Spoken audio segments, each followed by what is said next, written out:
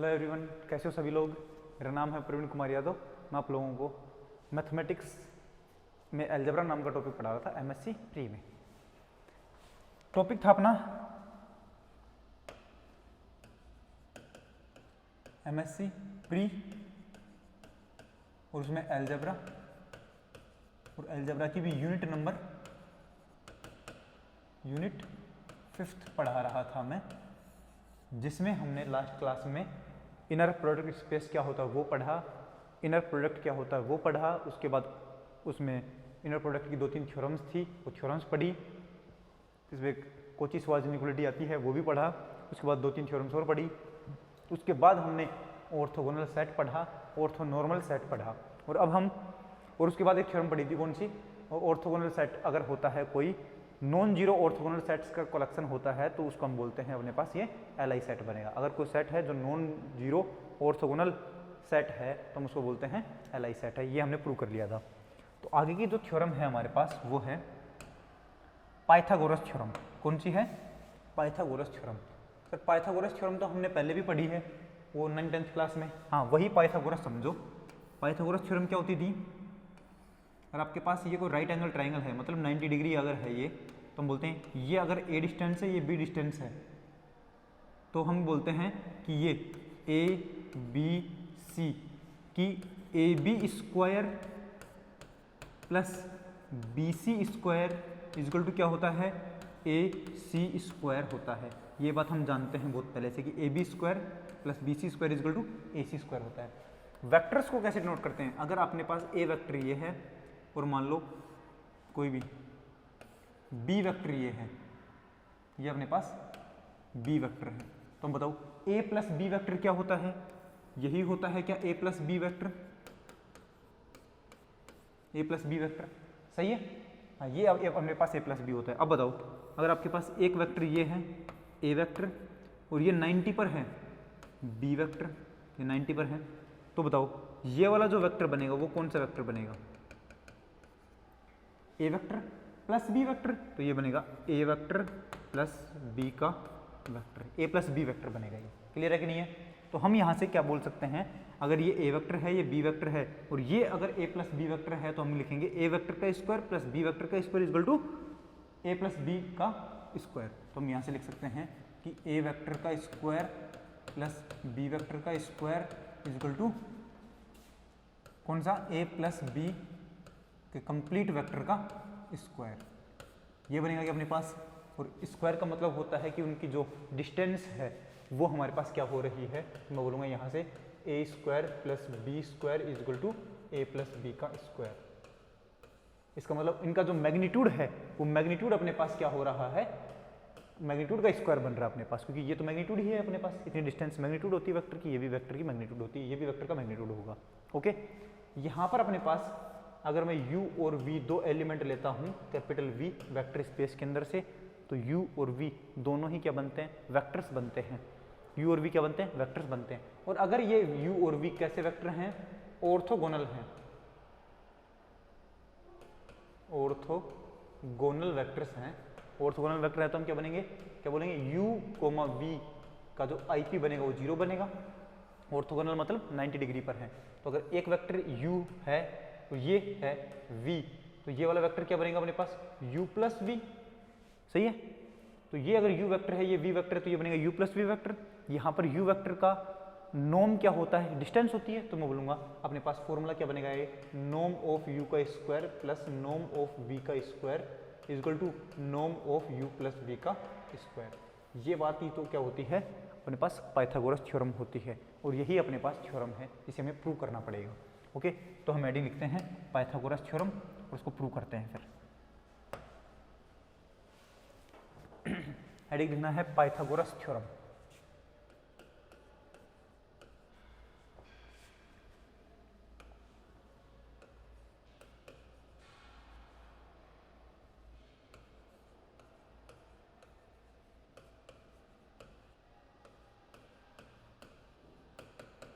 Pythagoras theorem, let capital V be an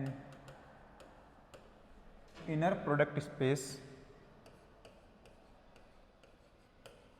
inner product space and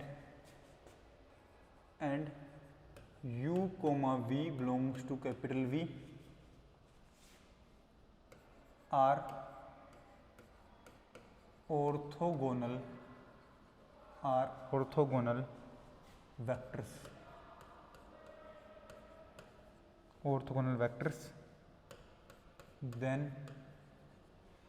Then norm of u plus v का square is equal to norm of u का square plus norm of v का square.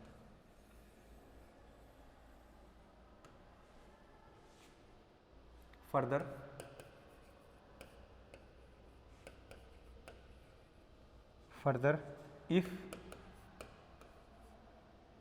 v1 v2 vn be orthogonal set in V, then norm of summation I is equal to 1 to n vi का square is equal to summation बाहर i is equal to 1 to n और norm of vi का square. ये अपने पास है और ये Pythagoras theorem. समझना पहले इसका स्टेटमेंट समझना. हमारे पास पाइथागोरस थ्योरम का स्टेटमेंट है कि let V be an inner product space.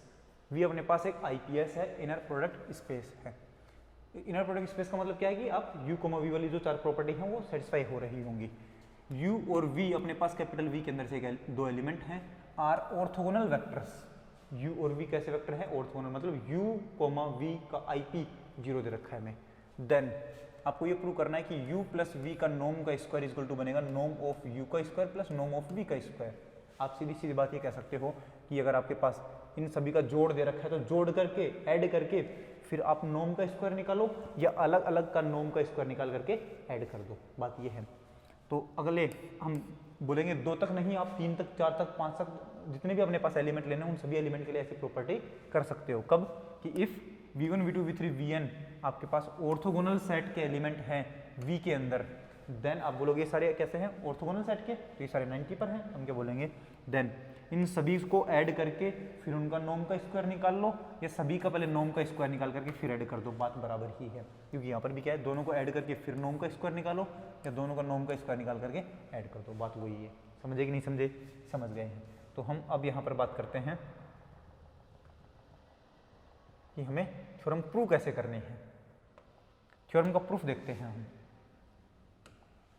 Proof तो सबसे पहले जो गिवन है हमारे पास वो लिख लेते हैं.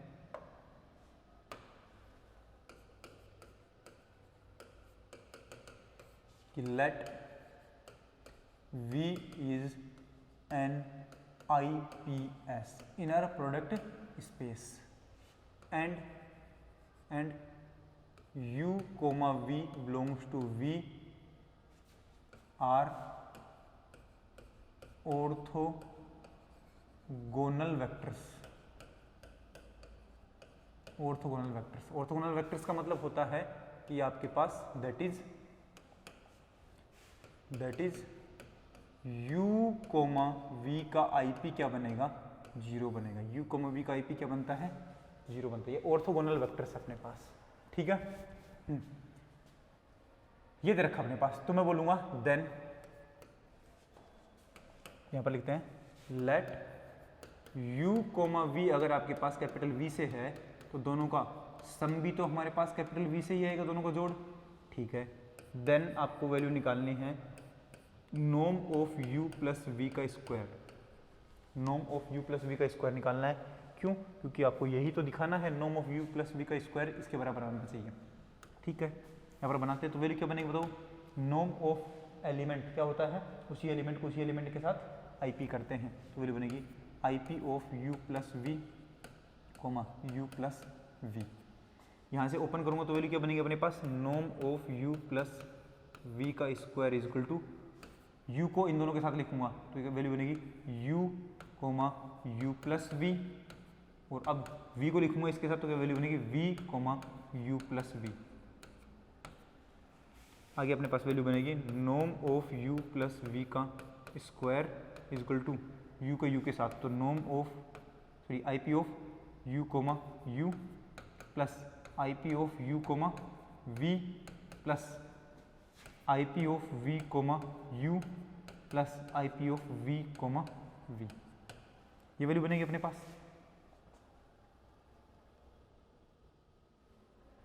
यहाँ से हम कह सकते हैं कि नॉम ऑफ u प्लस v का जो स्क्वायर बनेगा वो क्या बनेगा, नॉम ऑफ u स्क्वायर प्लस ये बनेगा, ये क्या बनेगा जीरो, जीरो प्लस ये भी क्या बनेगा जीरो। क्यों, अपने पास ऑर्थोगोनल दे रखे हैं, इसको मैं इक्वेशन नंबर 1 लिख देता हूँ। और ये क्या बनेगा नॉम ऑफ v का स्क्वायर। ये जीरो क्यों बने हैं, क्योंकि फ्रॉम इक्वेशन 1, और उसमें क्या दे रखा है अपने पास कि I P of U comma V equal to क्या बनेगा जीरो बनेगा। ठीक है, तो यहाँ पर अपने पास कंडीशन क्या बनी, नॉम ऑफ u प्लस वी का whole square is equal to नॉम ऑफ u का स्क्वायर प्लस नॉम ऑफ v का स्क्वायर। ये अपने पास वैल्यू बनी है, यही हमें प्रूव करना था। ठीक है क्या, यही बात हमें प्रूव करनी थी। ठीक है, नेक्स्ट अब हमें प्रूव करना है कि अगर v1 v2 v3 vn अगर हम ऑर्थोगोनल सेट ले लेते हैं तो उन सभी को ऐड करके फिर उनका नॉर्म का स्क्वायर निकालूं, या पहले सभी का नॉर्म का स्क्वायर निकाल करके फिर उन सबको ऐड कर दूं। तो हम इसको किस तरीके से प्रूव करेंगे देखते हैं। अब यहां पर बोलेंगे कि लेट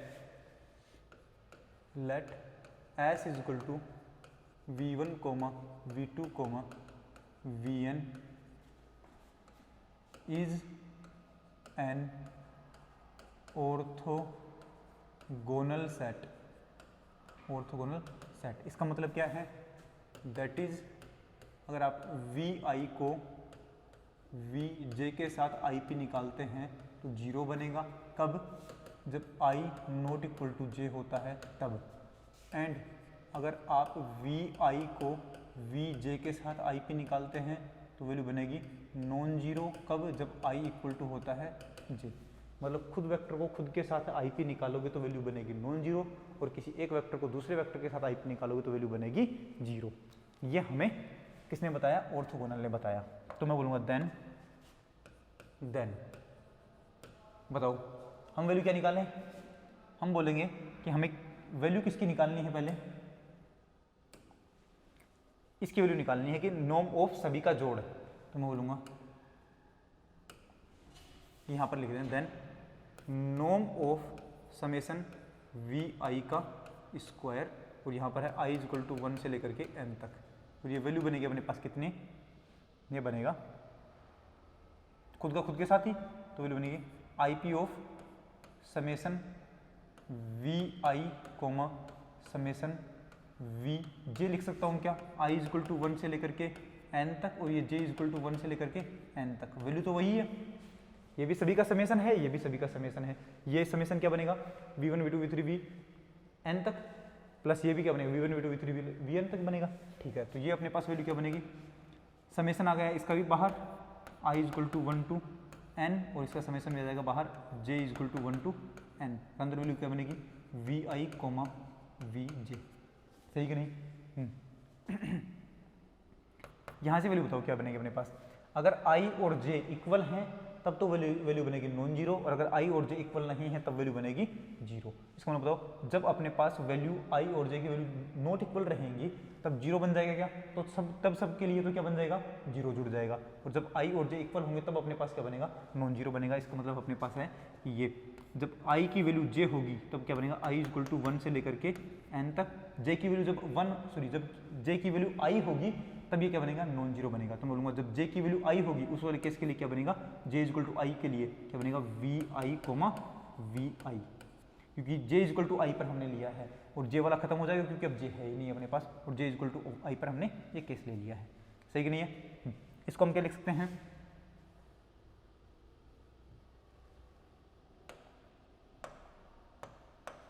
इधर अपने पास चल रहा था norm of summation I is equal to 1 to n V I norm square is equal to, ये क्या चल रहा है अपने पास, ये बनेगा वी आई का नॉर्म का स्क्वायर, तो वो वैल्यू बनेगी summation I is equal to 1 to n norm of v i का स्क्वायर, और ये वैल्यू अपने पास बनी है, ये जो हमें चाहिए था, यही तो हमें चाहिए था, यही हमें चाहिए था। चेक करो, ये अपने को वैल्यू चाहिए थी, तो ये हो गया हमारे पास पाइथागोरस थ्योरम का प्रूफ। आई थिंक ये बात समझ में आ गई होगी, पाइथागोरस थ्योरम का प्रूफ हमने किस तरीके से किया है। एक बार चेक करो वापस से, थ्योरम अपने पास क्या है, पाइथागोरस थ्योरम है कि v अपने पास एक इनर प्रोडक्ट स्पेस दे रखा है, u और v उसके दो ऑर्थोगोनल वेक्टर्स हैं, तब हमें ये प्रूव करना है कि u प्लस v का नॉर्म का square is equal to norm of u का square plus norm of v का स्क्वायर। और अगर आप फर्दर की बात करते हैं कि हमारे पास अगर u और v दो ही ना होकर के हमारे पास बहुत सारे वेक्टर्स हैं, बोलूँगा v1 v2 v3 vn अपने पास वेक्टर्स हैं जो सारे कैसे हैं, ऑर्थोगोनल वेक्टर्स हैं v के, तो उन सभी को ऐड करके फिर उनका नॉर्म का स्क्वायर निकालो, या सभी का नॉर्म का स्क्वायर करके फिर ऐड कर दो, बात एक ही है। और हमें ये प्रूव करने के लिए पहले वाली कंडीशन को तो हमने इस तरीके से प्रूव किया है, जो भी हमें गिवन था उसके हिसाब से norm sorry I P of U comma V क्या बनेगा, 0 बनेगा, और u और v अपने पास v का एलिमेंट है तो u प्लस वी v का एलिमेंट बनेगा, तो u प्लस v का नॉर्म का स्क्वायर करेंगे तो सेम एलिमेंट का IP निकलेगा। इसको सोल्व करने पर हमें ये वाली वैल्यू जो है और ये वाली वैल्यू जो है इसका आंसर हो गया 0, बाकी सारा अपने पास बचा है। ठीक है, तो कोई भी आदमी है वो इसका स्क्रीनशॉट कर सकता है।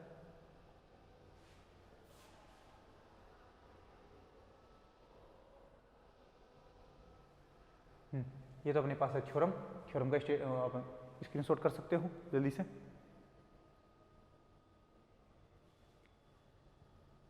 उसके बाद ये उसका प्रूफ है, प्रूफ का भी स्क्रीनशॉट कर लीजिए।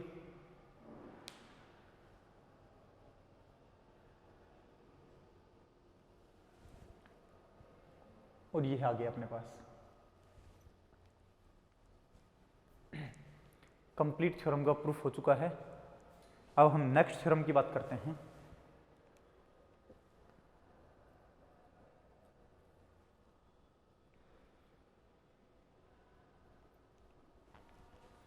नेक्स्ट थ्योरम पर चलते हैं।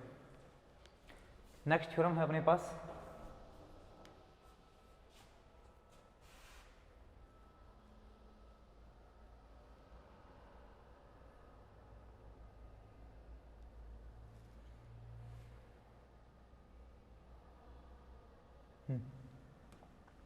अगली थ्योरम है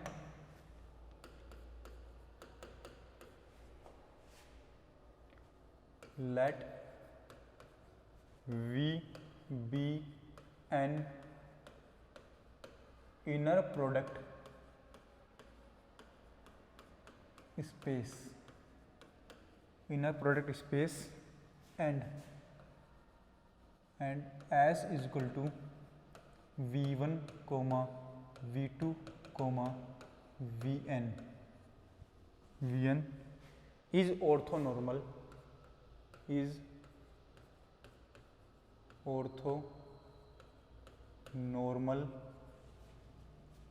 set then S is Li linearly independent.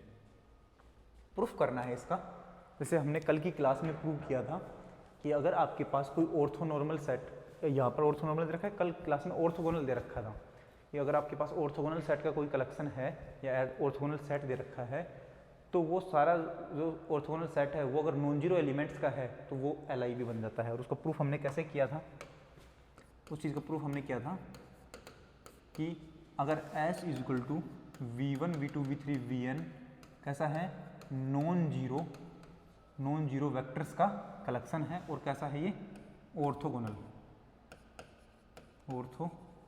है, तो हमें प्रूव करना है कि ये Li भी होगा। और मैंने कल क्लास में बताया था Li LD करने के लिए हम क्या बोलेंगे, इन सभी वेक्टर्स का लीनियर कॉम्बिनेशन को बराबर 0 लिखेंगे, तो क्या बनेगा α1 V1 plus α2 V2 plus so on plus αn Vn is equal to 0। इसी को मैं क्या लिखता हूँ, summation αi Vi i is equal to 1 to n is equal to 0 लिख देंगे। सही है। अब मैं बोलूँगा इस पूरे वेक्टर को अगर मैं किसी एक वीजे के साथ बनाऊँ IP, तो क्या बनेगा, summation alpha i v i comma v j के साथ अगर मैं IP निकालता हूँ तो इस कंप्लीट की वैल्यू तो कितनी है, 0 है, कोमा इस वीजे की वैल्यू क्या है, ये वीजे, और ये पूरा क्या बनेगा, 0। क्यों, अगर एक वेक्टर 0 आ जाता है तो उसका IP क्या बनता है, 0 बनता है। अब बताओ यहाँ से समेसन अगर मैं ओपन करूँगा तो सभी को ओपन किया तो अपने पास वैल्यू क्या आएगी, अपने पास बाकी सारे तो वी आई और वी जे जब इक्वल नहीं थे तब तो सारे हो गए 0, और जब अपने पास v i v j equal होते थे मतलब अल्फा जे की जो वैल्यू मैंने थी वो वी जे कोमा वी जे के टाइम पर वो अपने पास क्या बना था, 0 बना था। ये नॉन जीरो बनता है अपने पास, क्यों, क्योंकि अपने पास ऑर्थोगोनल दे रखा था, ये नॉन जीरो होगा तो अपने पास अल्फा जे की वैल्यू क्या बनती है, 0। किसके लिए, for all J belongs to J equal to 1 से लेकर के n तक सभी जे की वैल्यू, तो मतलब alpha 1 alpha 2 alpha 3 alpha n सभी क्या बन गए थे, 0 बन गए थे। जब हमारे पास लीनियर कॉम्बिनेशन बराबर 0 लिखने पर सभी alpha 1 alpha 2 alpha 3 alpha n 0 हो जाते हैं तो वो सेट कैसा बनता है, LI सेट बनता है। ये बात हमने प्रूव कर ली थी लास्ट क्लास में। अब हम बात करते हैं कि जब अपने पास ऑर्थोगोनल ना दे करके ऑर्थोनॉर्मल सेट दे रखा है तो आप कैसे प्रूव करोगे। तो पहली बात तो ये कि हर एक ऑर्थोनॉर्मल सेट ऑर्थोगोनल होता है, ठीक है। तो आप ये बोलोगे ये अपने पास ऑर्थोनॉर्मल सेट दे रखा है, ये ऑर्थोनॉर्मल भी है, इसलिए हम वो पुरानी वाली डेफिनेशन ही वापस लगा देंगे और काम कर सकते हैं, ठीक है। अब अगर आपको ऐसा नहीं करना है तो आप दूसरे तरीके से कर सकते हो, किससे, जब आपको ऑर्थोगोनल की डेफिनेशन ही आपको समझनी है वो वाला भी कर सकते हो आप, ऑर्थोनॉर्मल की डेफिनेशन भी यूज कर सकते हो यहाँ पर।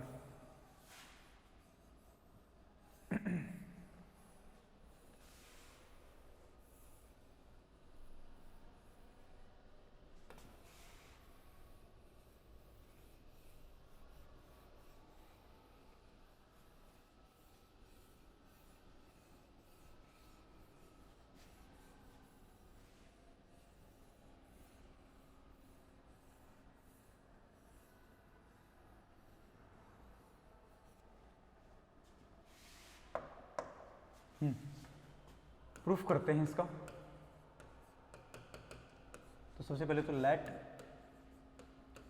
V is an inner product space, inner product space and V1 comma V2 comma so on Vn belongs to V are orthonormal, that is S is equal to एक सेट बना लेते हैं V1 comma V2 comma Vn वाला is orthonormal set, orthonormal set, orthonormal set है इसका मतलब क्या है, इसका मतलब है कि दैट इज अगर आप वी आई का वी जे के साथ IP निकालोगे तो वैल्यू क्या बनेगी, क्रोनिकल डेल्टा आई जे बनेगा। क्या बनेगा, क्रोनिकल डेल्टा आई जे बनेगा अपने पास, ठीक है। तो क्रोनिकल डेल्टा आई जे क्या होता है कि 1 बनेगा या 0 बनेगा। 1 तो कब बनता है, जब I not equal to sorry I equal to j होता है, I इक्वल टू जे पर तो 1 बनता है। जब I not equal to j होता है उस टाइम पर अपने पास ये बनता है वी आई कोमा वी जे क्या बनेगा, 0। इसी को हम ये लिख सकते हैं कि वी आई कोमा वी जे की जो वैल्यू है वो बनती है, कभी तो बनती है 1 और कभी बनती है 0। 1 कब बनती है, जब I इक्वल टू जे होता है, और I नॉट इक्वल टू जे पर बनती है 0। कहने का मतलब यह है कि वी आई और वी जे इक्वल होते हैं, मतलब सेम एलिमेंट का सेम एलिमेंट के साथ अगर आप IP निकालते हैं तो वैल्यू बनेगी 1, और अगर एक एलिमेंट का किसी दूसरे एलिमेंट के साथ IP निकालते हैं तो वैल्यू बनेगी 0, किसके अंदर, ऑर्थोनॉर्मल सेट के अंदर, ठीक है। ये हमें पहले से गिवन है इतना। अब हमें प्रूव करना है कि ये लीनियर कॉम्बिनेशन क्या मतलब इसका LI होगा कि नहीं होगा। तो मैं बोलूँगा for LI set, now we have to prove that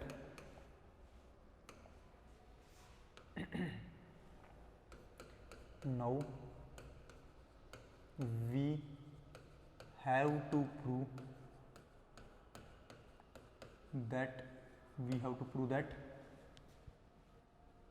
S is equal to V1 comma V2 comma Vn is LI set, LI set होना चाहिए।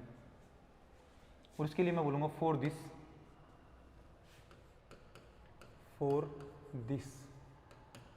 इसके लिए फॉर दिस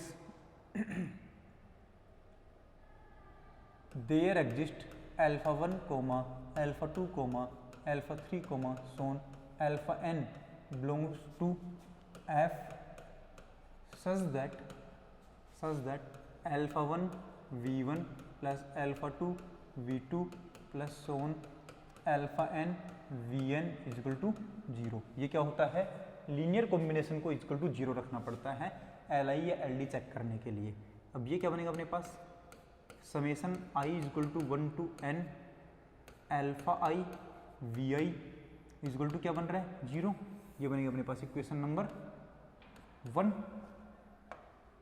नाउ हमें वैल्यू किसकी निकालनी है, हम वैल्यू निकालते हैं IP of summation i is equal to 1 to n alpha i vi comma vj। इन दो एलिमेंट की हम, ये तो एक पूरा ये एलिमेंट है और vj हमने कहाँ से लिया है, एस सेट के अंदर से कोई एलिमेंट लिया है। ये क्या बनेगा, इसकी जगह तो पूरा 0, तो IP ऑफ 0 कोमा vj।